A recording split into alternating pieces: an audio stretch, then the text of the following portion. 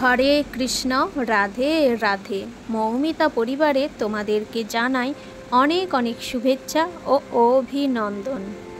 আজকের আলোচ্য বিষয়টি হচ্ছে ভাড়া বাড়ি হোক বা নতুন বাড়ি, গৃহপ্রবেশের সময় এই কাজগুলি করতেই হবে। শ্রোতা বন্ধুরা, আপনারা সকলেই একটু মনোযোগ সহকারে শ্রবণ করুন। আপনারা অনেক কিছুই জানতে পারবেন এই ভিডিওর মাধ্যমে। বন্ধুরা, নতুন ঘরের গৃহপ্রবেশের আনন্দ আমাদের সকলের মনেই থাকে। তবে যে বাড়িতেই আপনি গৃহপ্রবেশ করুন না কেন, গৃহপ্রবেশের সময় আমাদের কিছু কিছু বিষয় অবশ্যই লক্ষ্য রাখা উচিত। সনাতন ধর্মের গৃহপ্রবেশের সময় কিছু নিয়ম নীতির উল্লেখ রয়েছে।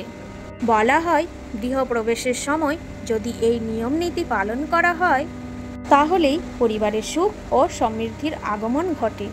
গৃহে যদি কোনো বাস্তুদোষ থেকে থাকে, অনেকাংশে সেটা এই নিয়ম নীতির দ্বারা দূর করা সম্ভব হয়।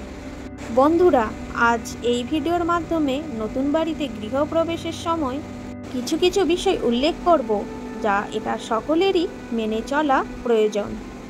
নতুন বাড়ির পাশাপাশি আপনি যদি কোনো ভাড়া বাড়িতেও প্রবেশ করেন, তাহলে সেক্ষেত্রেও এই বিষয়গুলির মধ্য থেকে কিছু বিষয় মেনে চলা প্রয়োজন। বন্ধুরা, গৃহপ্রবেশের সময় প্রথমেই যে প্রশ্নটি আসে সেটি হলো, কবে, কখন এবং কোন মাসে গৃহপ্রবেশ করা অত্যন্ত শুভ। শাস্ত্র অনুসারে এই প্রসঙ্গে আপনাদের প্রথমেই বলি, মাঘ, ফাল্গুন, বৈশাখ এবং জ্যৈষ্ঠ মাসকে গৃহপ্রবেশের অত্যন্ত শুভ সময় বলে গণ্য করা হয়। তাই নতুন বাড়িতে আপনি যদি গৃহপ্রবেশ করতে চান, তাহলে অবশ্যই চেষ্টা করুন এই 4টি মাসের মধ্যে আপনাকে একটি মাস সুবিধা মতো বেছে নিতে হবে।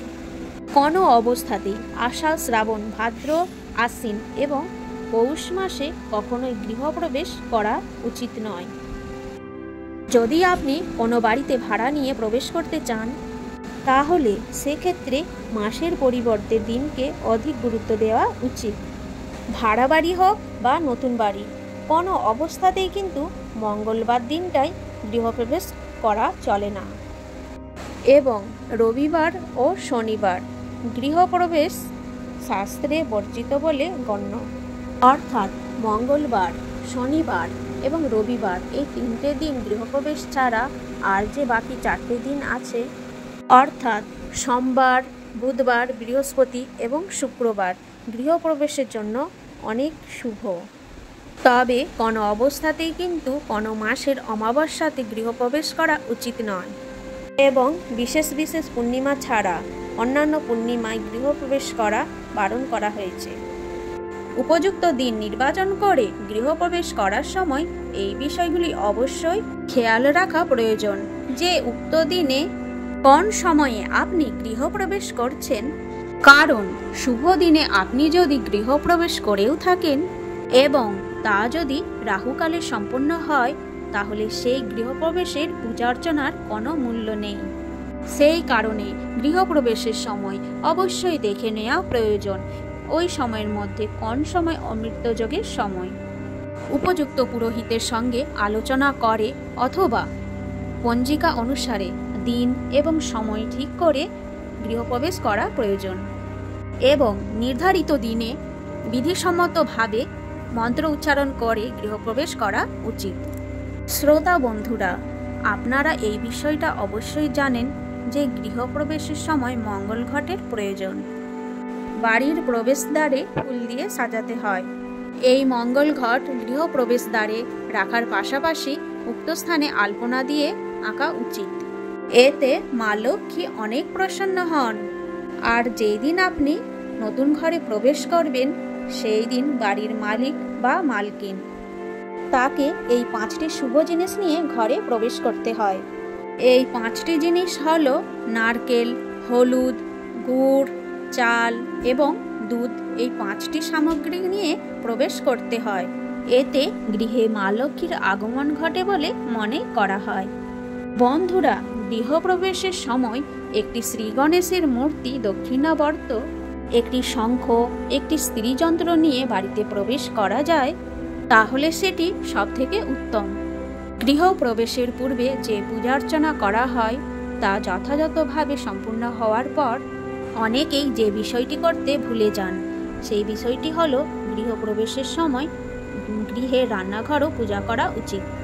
যেই স্থানে রান্নাঘর রয়েছে সেই স্থানে রান্নার উনান বা জলে রাখার স্থান এবং স্টোর রুম, এইসব স্থানে সিঁদুর, চাল, হলুদ দিয়ে পূজা করে উক্ত স্থানে প্রদীপ ও ধূপকাঠি দেখানো প্রয়োজন। আর এইসব স্থানে অবশ্যই একটি চিহ্ন আঁকতে কখনোই ভুলবেন না।